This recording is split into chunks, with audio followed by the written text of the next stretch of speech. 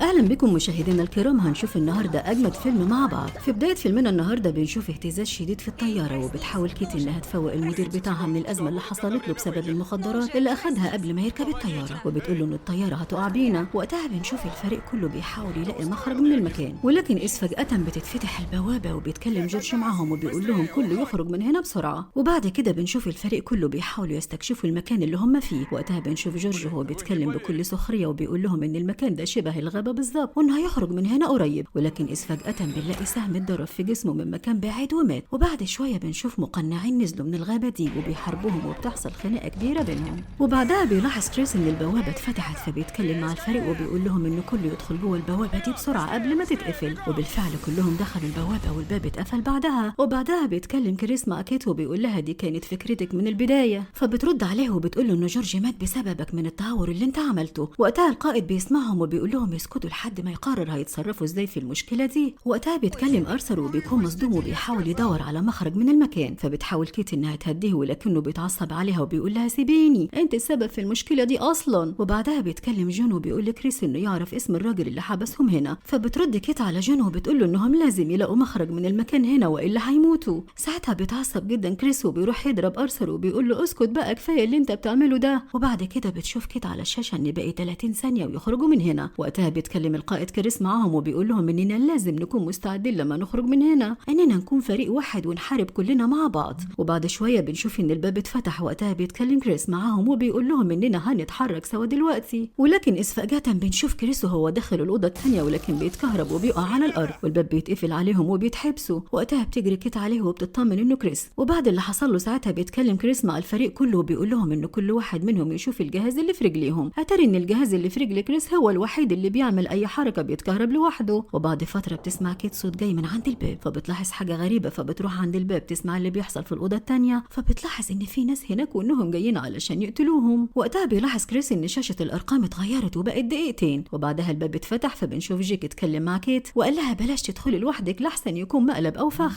وبعد كده بنشوف كريس دخل الاوضه دي وساعتها اتقفل عليه الباب لوحده. ولكن اللي بيحصل انه بيلاقي 4 اشخاص في وشهم وعاوزين يقتلوه. وقتها بتحصل خناقه بينهم وبنشوف ان كريس وهو بيحاول يدافع عن نفسه. وقتها بنشوف كريس وهو بيمسك العصايه من واحد منهم وبيفضل يضرب فيهم كلهم لحد ما بيوقعهم في الارض. ولكن إذ فجاه النور بيقطع وبيرجع يظهر ناس تانية. ساعتها بنشوف كريس وهو بيضربهم تاني بالعصايه المنوره لانه وقتها كان النور قطع وهو ما كانش شايف اي حاجه خالص. وبعد كده بيرجع يتفتح النور تاني وبنشوف ان الباب التاني اتفتح هو كمان. فبيدخل كريس الاوضه والباب بيتقفل عليه. وساعتها بيلاقي ادويه موجوده على الترابيزه. وقتها بيظهر على الشاشه اسماء اللاعبين وطاقه كل واحد منهم. وبعد كده بنشوف ايفا وهي داخله الاوضه التانيه وساعتها بيتقفل عليها الباب لوحدها المره دي. وبعدها بنشوف كريس وهو قاعد في الاوضه وبيسمع صوت العد التنازلي على الشاشه. وقتها بيتفتح الباب فبيلاقي ايفا في وشه. فبتساله جيك فين وايه اللي حصل. فبيرد عليها وبيقول لها انه مش موجود هنا واننا في مكان شبه العاب الفيديو كده. وهما بيتكلموا بنشوف جاك وهو داخل الاوضه برضه. وبعدها بيدخل الاوضه اللي فيها كريس وايفا وساعتها بيروح جاك عند ازايز الميه وبيشرب منها. وبعد فتره بنشوف اللاعبه الاخيره كيت وهي داخله الاوضه الثانيه. وساعتها بيكون كريس وايفا منتظرين كيت على الباب وبيشوفوا العد التنازلي. واذ فجاه بنشوف الباب بيتفتح وكيت بتدخل الاوضه اللي هم فيها. وبعد فتره بنشوف زين وهو نازل من العربيه فبيستقبله مايكل وبيقول له ان في حجز في المكان باسم حضرتك. وكمان بيقول له اتمنى ان المكان يعجب حضرتك وبيسيبه وبيمشي. وبنرجع تاني في الاوضه مع ايفا اللي بتتكلم مع كريس وبتقول له انهم هنا في متاهه ومش عارفين يخرجوا منها ازاي. فبيروح يتكلم كريس معاهم وبيقول لهم اننا لازم نحافظ على هدوءنا الفتره اللي جايه علشان نعرف نخرج من هنا. وبعدها بيقف جاك يتكلم مع كريس وبيقول له انه من الجيش الامريكي. فبيرد عليه وبيقول له انه كان من الجيش ولكنه تقاعد. وكمان بيقول لهم انهم لازم يحاربوا حتى النهايه علشان يعرفوا يخرجوا من المتاهه دي. وبعدها بيروح يدي كل واحد منهم شنطه امدادات وبيتكلم معاهم وبيقول لهم اننا لازم نتعاون مع بعض علشان نعدي من المتاهه دي. وكمان بيقول لهم ان اكيد الشخص ده بيراقبهم. وبعدها بنشوف جورج وهو قاعد بيراقب الفريق وهم بيتكلموا مع بعض. وقتها بيجي جيمس داخل العربيه جوه المقر وساعتها الحارس بيستقبله وبيفتح البوابه. وبعد فتره بنشوف جيمس بيسلم على جورج وبيقول له مر وقت طويل جدا من اخر مره شفتك فيها. وكمان بيقول له ايه المكان الجامد ده. وقتها بيرد جورج وبيقول له تعالى اخدك في جوله للمكان. وساعتها بيركبوا العربيه وبيروح جورج يفرجوا على المكان. وبيتكلم جيمس معاه وبيقول له ايه المكان ده غريب جدا. فبيرد عليه وبيقول له ان المكان ده اسمه المتاهه وانه بيكون فيه تحديات كتيره وان الفايز بيكون ليه جايزه ماليه كبيره. وبعدها بنشوف جيمس بيتكلم مع جورج وبيقول له انه بقاله فتره من الوقت ما جاش المكان ده وبيقول له انه عاوز يساله في اسئله معينه خاصه بالمكان. فبيرد عليه وبيقول له انه هيمشي وهيروح يعمل حاجه مهمه في الشغل ويرجع تاني، وكمان لما يرجع من الشغل هيبقى يرد عليه في الأسئلة دي، وكمان بيقول له إنه محضر له مفاجأة مهمة جدا ليه بكرة الصبح، وبيسيبه وبيمشي. وبنرجع تاني في الأوضة وبنشوف كريس وهو قاعد خايف وبيفكر هيتصرف ازاي في المشكلة اللي هم فيها. وبعدها بنشوف الزعيم جورج وهو قاعد في غرفة المراقبة وبيراقب الفريق بيعمل ايه. وتاني يوم الصبح بنشوف جيمس نازل من العربية وبيروح يسلم على جورج. وقتها بيتكلم جيمس معه وبيقول له ايه الخطة اللي هتعملها النهاردة في الموضوع اللي قلت لك عليه. فبيرد عليه وبيقول له انه يروح معه وهيقول له على كافة التفاصيل. وقتها بيدخل جيمس مكان زي الغابة كده وبيكون مستغرب جدا ومبهور في نفس الوقت بالمكان ده. وبعد كده بنشوف جورج بيحاول يقنع جيمس بانه يكون شريك معاه في المكان، ولكن بعد محاولات اقناع كتيرة بنشوف جيمس اقتنع بالكلام اللي قاله له جورج. وبعد كده بنشوف جورج هو بيدخل جيمس اوضه المراقبه وبيقول له ان الاوضه دي هي المسؤوله عن التحكم في اجهزه المكان كله. وقتها بيكون جيمس مبهور بالمكان وبيقول له انه متحمس وعشان يشوف اللعبه على الارض الواقع. وبعد كده بنشوف جورج هو بيكتب لجيمس الكلمات اللي هيقولها في الميكروفون. وبعدها بنرجع تاني للاوضه اللي فيها الفريق وبنشوف الشاشه مكتوب عليها العد التنازلي. ووقتها بنشوف الباب بيتفتح وبيدخل الفريق جوه مكان شبه الغابه، ولكن إذ فجاه بنشوف مقنعين بيهجموا على الفريق وبيحاولوا يقتلوهم. وقتها بتحصل خناقه بينهم. ساعتها بنشوف جيمس بيتكلم مع جورج وبيقول له ان الناس اللي في اللعبه دول مشهورين، ازاي عرفت تقنعهم انهم ينضموا للعبه هنا؟ ولكن جورج بيرد عليه وبيقول له كمل الفيديو لحد الاخر. وبنكمل تاني مع الفريق وهم بيضربوا المقاتلين بكل شراسه وتحدي. ووقتها بيقع جيك في الميه ولكنه بيقابل واحد من المقاتلين فبيقوم مغرقه في الميه. ولكن إذ فجاه بنشوف جيك وهو بيطلع المفتاح من الميه وبنشوف الباب بيتفتح تاني. ولكن اللي بيحصل ان واحد من المقاتلين بيضرب كتف راسه وبيعورها جامد. ولكن الفريق كله بيدخل الأوضة دي والباب بيرجع يتقفل تاني. فبنشوف كيت وهي خايفة جدا وبتقول لكريس إنها خلاص هتموت. فبيرد عليها وبيقول لها إنه هيلاقي حل علشان يخرجوا من هنا. وقتها بيتكلم جيمس مع جورج وبيقف يسقف وبيقول له إنه مبهور باللي حصل ده، وكمان بيقول له إنه مش مصدق اللي شافه قدام عينيه. فبيرد عليه جورج وبيقول له إنه جاب أفضل المقاتلين علشان يجرب اللعبة دي ويحصل على أفضل النتائج. وبعدها بيشربوا نخ بنجاح اللعبة دي هما الاتنين وهم مبسوطين بالانتصار اللي حققته اللعبة دي. وبنرجع تاني للأوضة اللي فيها الفريق وبنشوف كريس وهو بيحاول يعالج كيت. فبيطلب من إيفا إنها تدور في أي مكان على أي أدوية. وبعد كده بنشوف كريس وهو بيخيط الجرح اللي في راس كيت ولكنها بتصرخ جامد من شدة الوجع. فبيحاول كريس إنه يهديها ويقول لها إنهم خلاص على وشك إنهم يخرجوا من هنا. وبعد كده بنلاقي جورج بيقول لجيمس إنه هيوري له حاجة مختلفة عن اللي شافها قبل كده. وقتها بيركبونا آلة وبيطلعوا لفوق وبيوري جورج لجيمس الاستوديو اللي هو ناوي يعمل فيه اللعبة اللي جاية، وبيحاول يقنعه بإنه يشارك معاه، ولكنه بيرد عليه وبيقول له إنه مش متأكد من اللي بيعمله ده صح ولا لا. وبنرجع تاني للأوضة اللي فيها الفريق فبنشوف جيك بيتكلم مع كريس وهو متعصب جدا وبيقول له إن كده اللي بيحصل ده مش معقول وإنهم هيخلصوا علينا واحد ورا التاني. فبيرد عليه وبيقول له إنهم هيخرجوا من هنا قريب قوي. وقتها بنشوف إن الأنوار بقت بتروح وبتيجي وبيبدأ العد التنازلي. وإذ فجأة الفريق بيسمع صوت حد بينده على إيفا وجيك إنهم بس اللي يدخلوا الأوضة دي. ساعتها كريس بيمسك بجيك وهو متعصب جدا وبيقول له خلي بالك منها كويس وإلا هموتك. ولكن اللي بيحصل إنه بينفتح الباب وبيدخل كريس وإيفا جوه الأوضة. وقتها بيدخلوا عليهم اتنين من المقنعين وبتحصل معركة بينهم. وساعتها بيدخلوا مقنعين تانيين فبنشوف إيفا وهي ماسكة الشاكوش وبتضربهم كلهم لحد ما بتوقعهم على الأرض. وبنكمل مع كريس اللي بيضرب المقنعين بكل وحشية وبالفعل بيموتهم كلهم. وساعتها بيتفتح الباب الأوضة التانية ولكن بنشوف إيفا وهي بتضرب الشاكوش على الحيطة الإزاز فبينزل بخار في الأوضة وبيموت كل اللي في الأوضة. وبيرجعوا يدخلوا الأوضة اللي بعدها والباب بيرجع بيتقفل عليهم تاني. فبتتكلم إيفا وهي خايفة وبتقول لكريس احنا هنفضل نقتل كام واحد منهم لحد ما نخرج من هنا. فبيرد عليها وبيقول لها انه هيساعدها وهيلاقي طريقة علشان يخرجوا من الورطة دي. وبنروح لجورج اللي بيتكلم مع جيمس وبيقول له ان الخطوة اللي جاية هتكون أصعب شوية وانه لازم يكون جاهز لها. فبيرد جيمس وبيقول له انه متحمس للخطوة اللي بعدها وعاوز يعرف ايه اللي هيحصل. فبنشوف كيت وهي داخلة الأوضة مع جيك ولكنها بتكون مش عارفة تتحرك خالص. فبيلاحظها جيمس من غرفة المراقبة وبيتكلم وبيقول له جورج ان شكلها تعبان جدا ومش هتكمل التحدي. فبيرجع يرد عليه جورج وبيقول له انها هتكون كويسة هو بس اللي هي فيه ده من تأثير المخدر مش اكتر. ولكن كيت وجيك بنشوفهم هم بيضربوا المقنعين في القطار بالتصوير البطيء بكل شراسة ووحشية. ولكن اللي بيحصل ان الأوضة الباب بيتفتح وجيك بيدخل جوه الأوضة ولكن مع الأسف بنشوف كيت والمقنعين بيمسكوها قبل ما تدخل الأوضة. وبعدها بيشوف جيمس على الشاشة ان كيت اتقتلت في اللعبة من الحارس اللي كان في الأوضة هناك. فبيكون مش مصدق اللي حصل ده. فبيرد عليه جورج وبيقول له ان دي بتكون قوانين اللعبة وكمان بيقول له انه ممكن يمشي من المكان هنا ولكنه كان هيدفع له $100,000 لو ساعده. فبيرد عليه جيمس وبيقول له انه مش هيقدر يكمل معاه في المكان هنا لانه اللي شافه ده مش معقول ابدا حد يصدقه. وبنرجع تاني لكريس اللي بيتكلم مع جيك وهو متعصب جدا منه وبيقول له انت السبب في قتلك لكيت لانك جبان. فبيرد عليه وبيقول له انه حاول ينقذها ولكنه ما عرفش. فبتتكلم مع ايفا وبتقول له انه لو كان حاول على الاقل يقتل المقنعين دول كان قدر ينقذها. لكن كريس بيتكلم مع جيك وبيقول له انه كان يستحق القتل بدل من كيت وبيقوم ضربه في بطنه جامد. فبيرجع جيك يتكلم ويقول ان كريس هو كان السبب في اننا هنا في اللعبه دي، ولكن كريس بيتكلم معاه وبيقول له ان هو متفق مع صاحب اللعبه علشان يدخلنا هنا ويموتنا واحد ورا التاني، وبيكون خلاص هيضربه. ولكن بيرد عليه جيك وبيقول له انه خلاص هيقول له على كل حاجه، وبيبدا يحكي له عن قصه كيلفين جون، وهو بيكون صاحب المكان ده وانه دفع فلوس كتيره ليها علشان يتظاهر انه مش عارف يلعب في اللعبه هنا. وبنرجع تاني مع جورج اللي بيتكلم مع جيمس وبيحاول يقنعه بانه يستمر معاه في المكان هنا وهيدفع له فلوس اكتر لو حب كده، ولكن جيمس بيكون مش مقتنع بالكلام اللي هو بيقوله. وبنرجع تاني في الاوضه اللي فيها الفريق، فبتتكلم ايفا مع جيك وبتقول له انه هو السبب في كل اللي حصل ده، فبيرد عليها وبيبدا يحكي لها قصته انه قد ايه كان محتاج الفلوس دي وانه اضطر انه يعمل كده. وبعدها بنشوف جيمس وهو بيتكلم مع جورج وبيقول له انت لازم توقف اللي بيحصل ده، وانه مش موافق على انه يكمل معاه في اللعبه دي. فبيرد عليه جورج وبيقول له انه مستعد يدفع له اكتر لو ساعده، ولكن جيمس مش بيرد عليه وبيسيبه وبيمشي. وبعد كده بنشوف جورج وهو بيحضر غرفه المراقبه للتحدي الاخير في اللعبه، ولكن بيتفاجئ بان جيمس داخل عليه الاوضه وبيقول له انه عاوز يعرف ايه نهايه اللعبه. فبيرد عليه جورج وبيقول له انه هو ده القرار الصح، ودلوقتي انت هتشوف النهايه عامله ازاي. وبعد شويه بنشوف الفريق وهو داخل الاوضه الثانيه والاخيره، وبنشوف كل واحد منهم وهو ماسك سلاحه وبيكون مستعد للمباراه اللي جايه. وقتها بيدخل المقنعين الاوضه وبيحاربوا مع الفريق، ولكن واحد من المقنعين بيضرب ايفا بالسكينه في ظهرها وبيوقعها على الارض،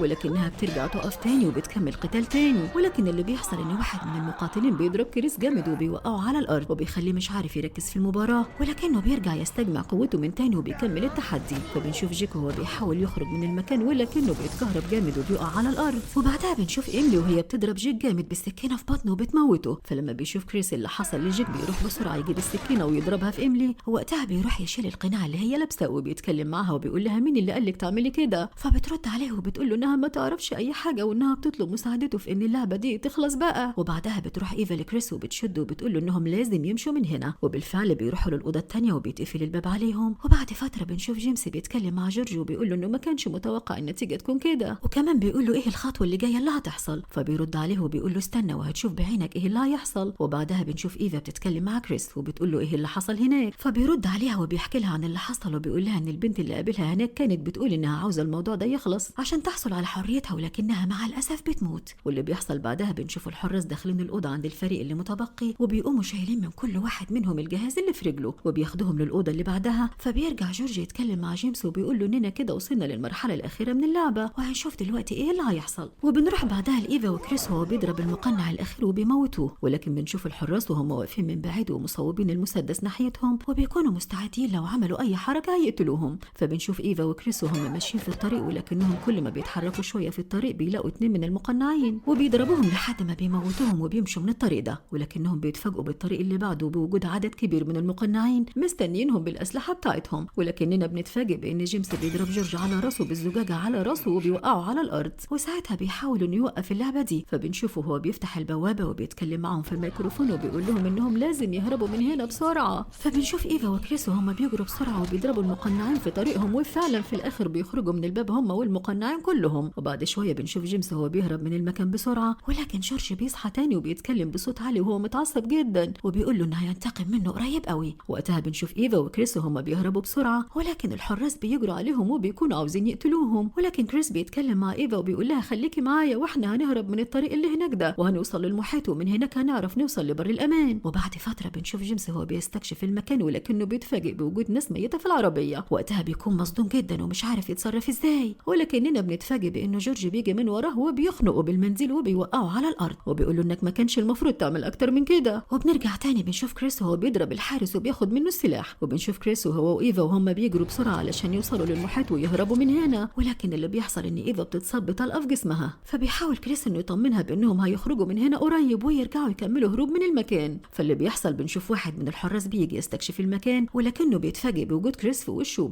وبيقوم ضربه موقعه على الارض. وبعد كده بنشوف جورج وهو لابس القناع وبيتكلم مع ايفا وجورج وبيقول لهم ان كده اللعبه خلصت خلاص وانكم فزتوا فيها. وبعد فتره بنشوف جورج وهو بيجهز غرفه المراقبه للمره الاخيره، وبنشوف ان في ناس جديده موجوده في اللعبه مره تانية، ولكننا بنتفاجئ بوجود جيمس في اللعبه دي المره دي. فبنشوفه هو مربوط بالحبل وبيقعد يصوت بصوت عالي وهو مصدوم جدا من اللي حصل ده. وبينتهي الفيلم على كده. نتمنى لكم مشاهده ممتعه والى اللقاء في فيلم اكتر اثاره وتشويق، والسلام.